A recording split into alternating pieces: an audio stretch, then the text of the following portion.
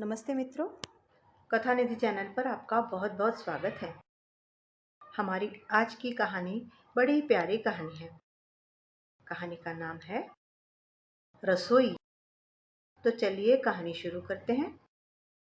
घर के बाहर ढोल ढमाकों की आवाज, गीत गाती हुई औरतें, पटाखों के फूटने की आवाज।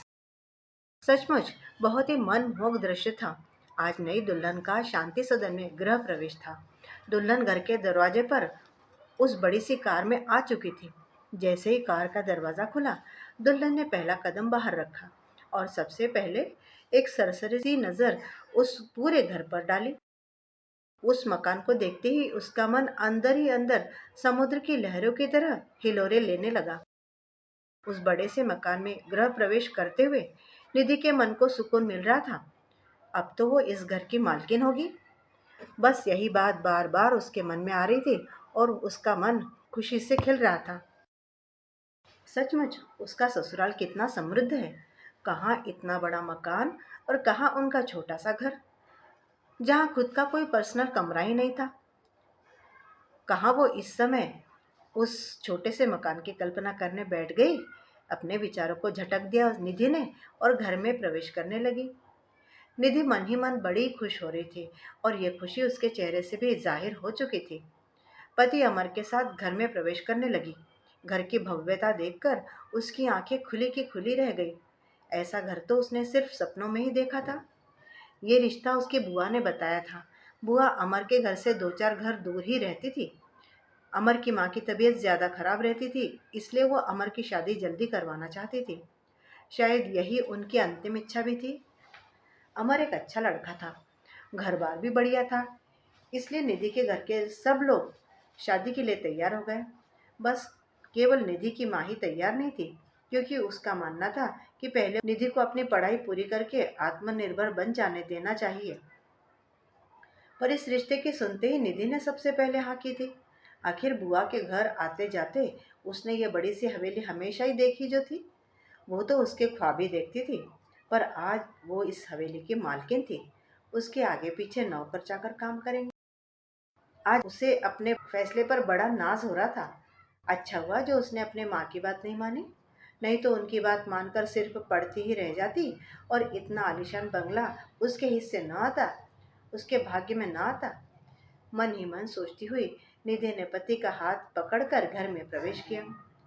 घर के अंदर की भव्यता देखते ही निधि की निगाहें यूं ही रुक गई। मन में एक लालच सा समा गया कि अब वह इस घर में रहेगी और अपने मन की करेगी, खूब आराम की जिंदगी जिएगी। अपलक हो वहां की सुंदरता को वह निहारती रह गई। ये देखकर उसके ननंद जानवी बोली, भाभी अभी तो घर में प्रवेश ही किया है, तो आपकी आंखें अपलक हो गई। आपने तो सपने में ऐसा घर नहीं सोचा होगा। सचमुच बड़ी किस्मत वाली हो आप, जो आपको ऐसा घर और वर दोनों मिले हैं। लड़कियां जिसे सपने में ही देखती है। थोड़ी देर के बाद आस पड़ोस की औरतों को विदा करके जानवी निधि को अपनी माँ से मिलवाने के लिए उनके कमरे में ले गई। निधि ने वहां जाकर देखा कि उसकी सास प्रतिभा जी बिस्तर पर ही थी। अमर ने उसे बताया भी था कि 10 महीने पहले उन्हें पैरालिसिस का अटैक आया था। बस तब से वह बिस्तर पर ही है। उनकी सेवा के लिए एक नर्स लगा रखी है, जो शाम 8 बजे अपनी ड्यूटी से फ्री होकर यहाँ से चली जाती है। तब फिर जानवी या घर का कोई भी सदस्य जो उस समय घर पर मौजूद हो, उनकी देखभाल करता है। कमरे में दवाइयों की और फिनाइल की मिलीजुली गंध आ रही थी, जैसे किसी अस्पताल में होती है। निधि ने अपने नाक भौं सिकोड़ लिए। तभी जानवी बोली, भाभी देखो, माँ आपको देखकर कितनी खुश हो रही है। आप भी पैर छू लीजिए उनके और उनका आशीर्वाद लीजिए। सचमुच भाभी, अब आपको देखकर मेरी माँ जल्दी ठीक हो जाएगी। अब आप आ गई हो ना, अब आप माँ को संभाल लेना। निधि ने फीकी सी मुस्कान के साथ सहमति दे दी और मन ही मन सोचने लगी, बहू हूँ, कोई नर्स थोड़े ना हूँ। यहाँ दवाइयों की गंध है, मुझसे थोड़ी देर भी यहाँ खड़े नहीं रहते बन रहा है, तो इस कमरे में आएगा कौन। मुझे क्या अपनी माँ की सेवा के लिए ये लोग नौकर बनाकर लेकर आए हैं। थोड़ी देर के बाद ही जानवी उसे उसके कमरे में छोड़कर आ गई। अपने कमरे में आकर निधि ने चैन की सांस ली। वो पलंग पर बैठ गई और कमरे को निहारने लगी। मेरा अपना कमरा, मैंने तो कभी सोचा भी नहीं था कि कभी मेरा अपना कमरा भी होगा। सचमुच कितना बड़ा कमरा है ये। इस कमरे के बराबर तो हमारा पूरा घर था। सचमुच मेरी तो किस्मत ही खुल गई। लेकिन इस सास जी का क्या करूं? बीमार सास पल्ले पड़ी है। पर फिर भी ठीक है, ज्यादा किचकिच नहीं करेगी। बीमार है, बिस्तर में पड़ी रहेगी। और फिर कितने दिनों की है पता नहीं। ननद भी शादी करके ससुराल चली ही जाएगी। फिर तो सब कुछ मेरा ही है। खैर, अभी ये सब क्यों सोचूं? अभी तो इसके लिए बहुत टाइम पड़ा हुआ है। अभी तो हम हनीमून के लिए कहाँ जाएंगे। मुझे तो सिर्फ इस बात पर फोकस करना है, इसी बात पर विचार करना है। सोचती सोचती वह बिस्तर पर लेट गई। 2-3 दिन की शादी की व्यस्तता में थकी हुई थी, तो उसे कब नींद आ गई उसे पता नहीं चला। जब अमर कमरे में आया तो वो सोई हुई थी। उसे सोता देखकर अमर ने उसे जगाना ठीक नहीं समझा और वो पलंग की दूसरी तरफ जाकर सो गया। सुबह जब नींद खुली निधि की, तब तक अमर उठ चुका था और अपनी माँ के कमरे में उनसे मिलने चला गया था। कैसा पति मिला है! यहाँ नई दुल्हन आई हुई है, उसका ख्याल नहीं है। अपनी बीमार माँ से मिलने चला गया। मन ही मन बुदबुदाती हुई निधि और नहा धोकर तैयार हुई और बाहर आ गई। बाहर हॉल में बुआ सास चुपचाप बैठी हुई थी। उन्हें देखकर निधि ने उनके पैर छू लिए तो बुआ सास ने आशीर्वाद दे दिया, मन भर के आशीर्वाद दे दिया। फिर निधि इधर उधर देखने लगी तो वो बोली, अभी सब लोग भाभी के कमरे में गए हुए हैं। आज उनकी तबीयत थोड़ी ज्यादा खराब थी, इसलिए डॉक्टर को बुलाया है। मैं बस अभी उस कमरे से बाहर आई हूँ। तुम भी कमरे में जाकर ही मिल लो, भाभी को अच्छा लगेगा। और उनके पैर जरूर छू लेना। फिर से उस कमरे में मन ही मन सोचती हुई निधि सास माँ के कमरे की तरफ बढ़ गई। आखिर अपना इम्प्रेशन खराब थोड़ी ना करना था। जब वह सासू माँ के कमरे में पहुंची तो सभी लोग प्रतिभा जी के पास खड़े हुए थे। निधि को देखते ही जानवी प्रतिभा जी को हल्का से हिलाते हुए बोली, मम्मी देखो तो, भाभी आई है आपसे मिलने के लिए और आपसे आशीर्वाद लेने के लिए। उसकी बात सुनकर प्रतिभा जी ने निधि की तरफ देखा। उसे देखते ही उनके चेहरे पर एक हल्की सी मुस्कुराहट आ गई। फिर उन्होंने एक लंबी सांस ली और इस दुनिया से कूच कर गई। घर में मातम का माहौल हो गया। सबको पहले से ही पता था कि प्रतिभा जी की हालत बहुत ज्यादा खराब थी। वो शायद अमर की शादी के लिए ही रुकी थी, इसलिए सब लोगों ने दुखी मन से उन्हें विदा किया। ये माहौल तो निधि के लिए पूरी तरह से उम्मीद से बाहर था। 2 दिन बाद जानवी अकेले रसोई में सबके लिए खाना बना रही थी। तब बुआ सास ने निधि से कहा, बहू अब तुम भी रसोई संभालो, जानवी अकेले काम कर रही है, उसकी मदद कर दो। आज से खाना घर पर ही बनेगा। इतनी बड़ी हवेली और खाना खुद बनाते हैं? निधि मन ही मन सोचती हुई एकटक बुआ जी को देखते रही। उससे कुछ जवाब देते न बना। अरे क्या सोच रही है बहू?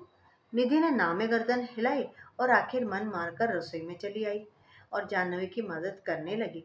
थोड़ी देर के बाद जाह्नवी और निधि को ससुर जी ने अपने कमरे में बुलाया। निधि जाह्नवी के साथ जब कमरे में पहुंची तो वहां ससुर जी, बुआ सास और अमर पहले से ही बैठे हुए थे। वो दोनों भी एक तरफ जाकर खड़ी हो गई। तब ससुर जी ने उनसे कहना शुरू किया, देखो बेटा अमर, निधि बहू, जाह्नवी बेटी और बहन, जैसा कि तुम सब जानते हो कि प्रतिभा के इलाज के लिए काफी पैसों की जरूरत थी। ये बंगला हमें बेचना पड़ा था।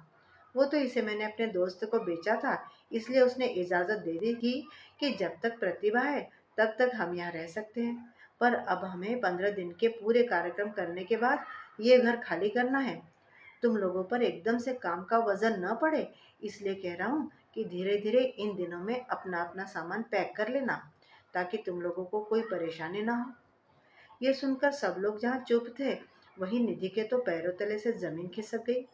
कहाँ तो वो बंगले को देख करके इसकी मालकिन बनने के ख्वाब देख रही थी और कहाँ एकदम से जमीन पर धड़ाम से आ गिरी। उस समय तो वो कुछ नहीं बोली, चुपचाप जाकर अपने कमरे में बैठ गई। पर कमरे में जाते ही उसने सबसे पहले अपनी बुआ को फोन किया और फोन पर ही उन्हें सुनाने लगी, बुआ कौन से जन्म का बदला लिया है आपने मुझसे? ये कहाँ शादी करवा दी आपने मेरी? इतना बड़ा धोखा मेरे साथ! आपको पता भी है ये बंगला तो बिका हुआ है, इनके पास कुछ भी नहीं है। बर्बाद कर दिया आपने मेरी जिंदगी।